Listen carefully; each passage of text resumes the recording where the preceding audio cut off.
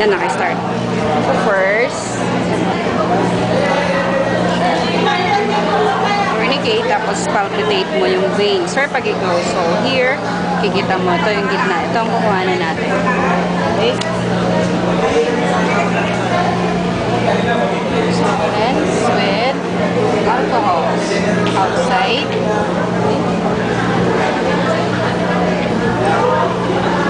Tapos, maglagay ng tincture. Ganon din.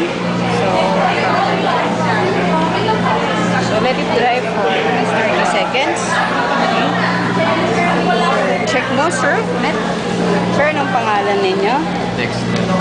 Apelyado po? Chile. Okay, so okay na siya. Siya na yun talaga. Last, ibalik natin yung tourniquet. Since ito yung gagamitin ko magpalpate, dapat papasahin ko rin, diba? Ano siya?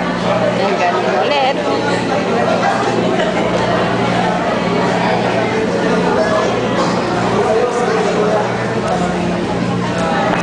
Okay. Bevel up lagi. The needle. Sir, saglit lang ha.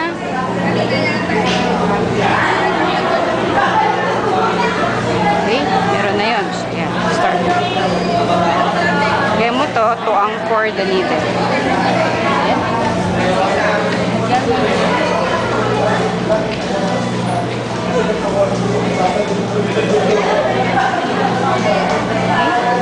So, that's it. Sir, close open. 2 minutes. Tapos. Stop work.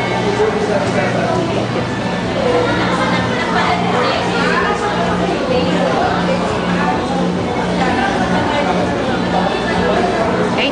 So, nakikita mo yung flow here. Pag ginanon mo siya, pag nirelease mo yung tube, nagpo-flow siya. Okay, so pwede mo yung close up. Ganon mo siya. Pag ganon mo, di ba nagpo-flow? So, ang bilis. Yun ang pag-check kung meron siyang flow. Ganon mo siya.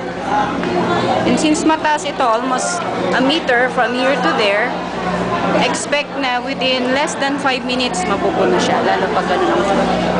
Okay? Saan yung dito rin?